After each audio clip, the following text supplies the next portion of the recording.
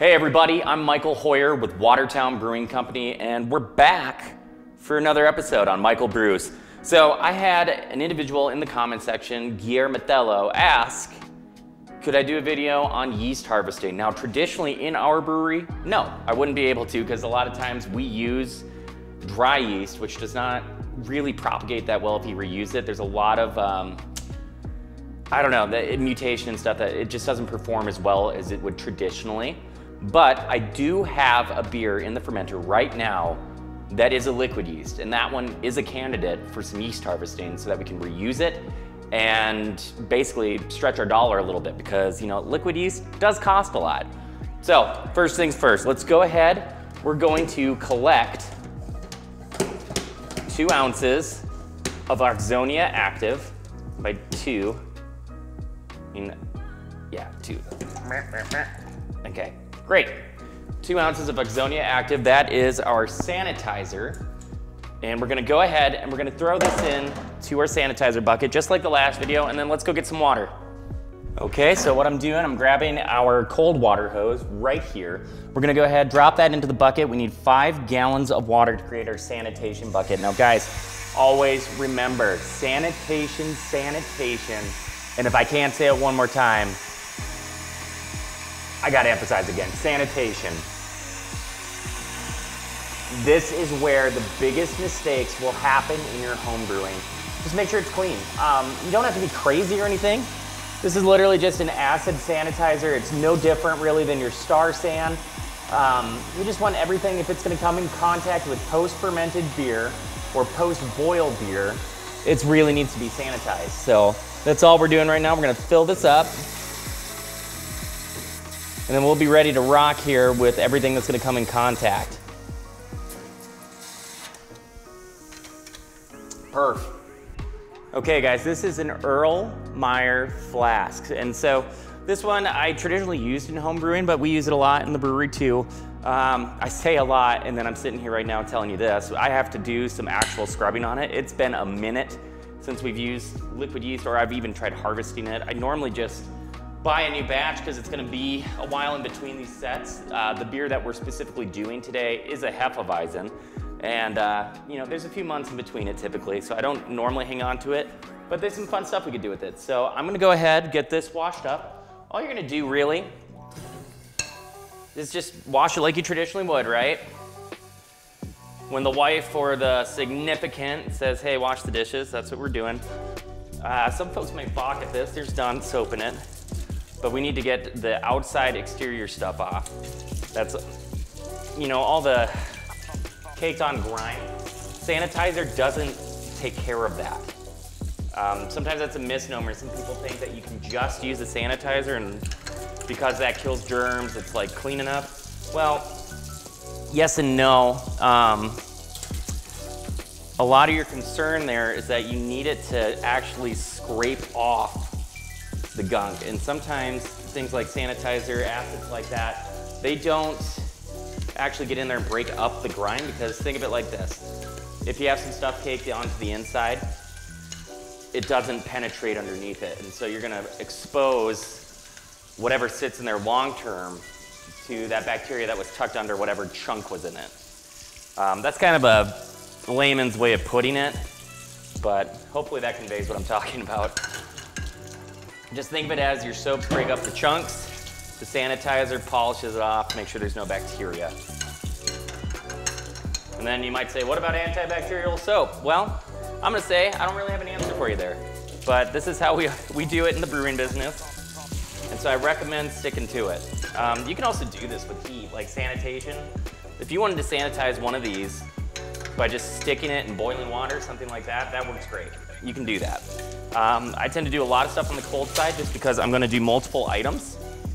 And so, now that we've got that rinsed off, there's no soap residue, we're gonna go ahead, we're gonna get this in our bucket. Okay, and for this, we're just gonna go ahead, we're gonna take the Earl Meyer flask, stick it in here, we're filling it up. Okay, we're gonna give that some time to expose so that we get all that nice sanitizing going on. We also need tin foil. This is that tin foil just going into the same thing. We're gonna sanitize it. This is gonna end up being our lid. You don't wanna use something that's gonna breathe. It'll cause problems in the long term. All right, guys, we'll go ahead, grab that out. It's been a couple minutes. Just dump your sanitizer right back out. There we go. And let's go see if we can get some yeast. All right, guys, so what I'm doing, I'm just taking my tri-clamp off from my exhaust hose here, the blow off. I'm gonna bump over a CO2 connection. Because again, we have negative pressure in the tank right now. I crashed this down to cool it. And so that can create negative pressure. And so when that happens, we're gonna suck O2 into the tank if we open it. And that's what I was trying to start doing. And yeah, we're just smarter than that, so.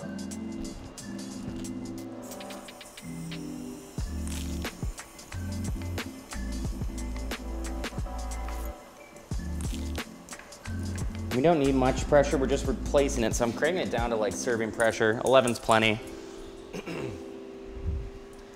And that should be enough to fix our issue here.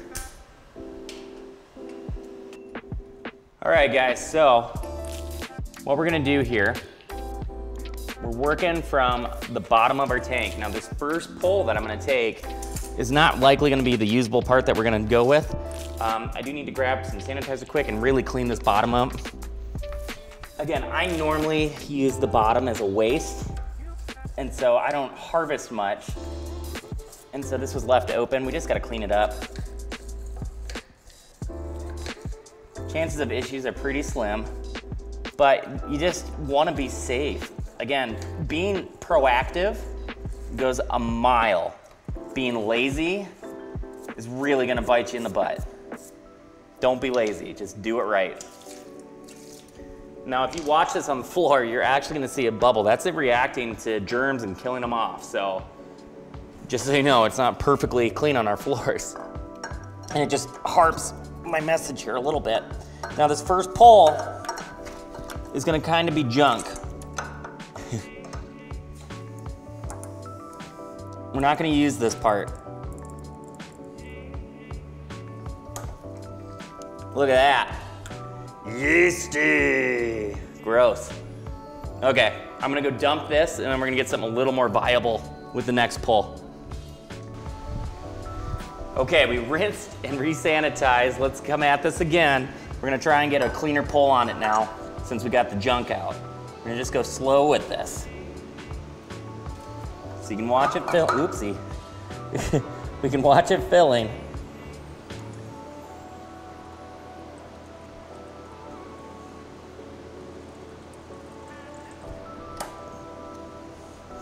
Boys, that's plenty. All right, we've got about 1,000 or 1,400 milliliters of the goods there. That's probably all we really need. So we're gonna take that, I'm gonna clean this up a little bit, and then we'll get a cap on it. All right, now here I've got a sanitized towel. We're just taking it to the bottle. I'm cleaning up around the rim, at the top. We just don't want gunk getting in here. Now, something to understand about bacteria, okay? Bacteria aren't bugs. They don't like crawl up stuff. Like, yeah, mold can happen and things, but like, it's not gonna lift the lid and penetrate in. That's not how it works. And so just making sure it's clean, making sure it's sanitized, as long as it was clean on the inside, even if it gets a little bit of something on the outside from being in the cooler, it really isn't an issue as long as it never penetrated. And we're gonna make a starter with this too, when the time comes. But let's go ahead and get this capped. All right, guys, here's that tin foil we were just talking about before. We're gonna go ahead, we're taking that, it goes on top just like so. We're gonna crimp it nice and tight.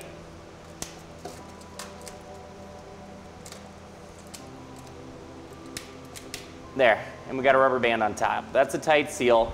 It's not going anywhere. As long as we use this within a reasonable amount of time, it's good to go. All right, guys, so with that, one last often overlooked piece of advice, guys, always document your stuff. So in that case, what do I mean by it? I mean that we want to have a piece of tape that tells us the date it was taken and what it is.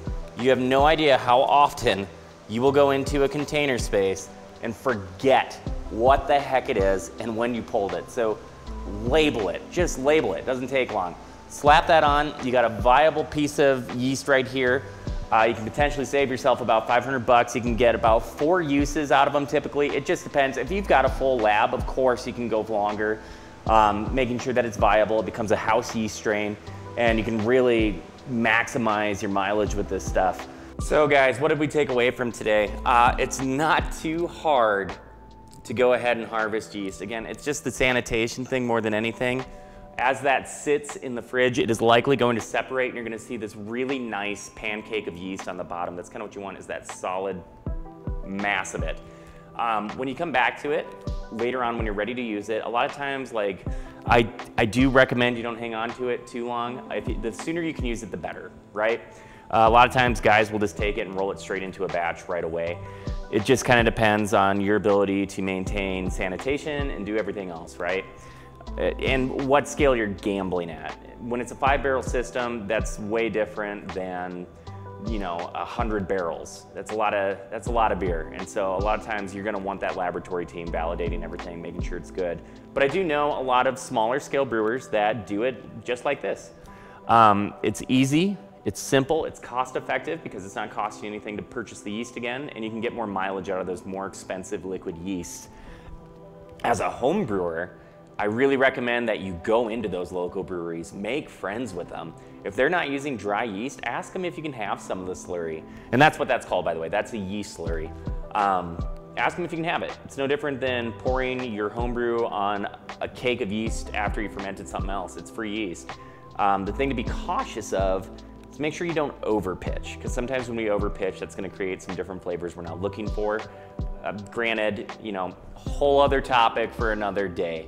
But guys, that is the quick and dirty / sanitized, very clean version of yeast harvesting. I hope you enjoyed it. If you have any other questions about things in the brewery, processes, things you want to know more about, please ask me. I'm not going to think of everything to talk about because some things to me are just kind of second nature. So I'm happy to go into any subject. Like I said, a gentleman asked about how to do this.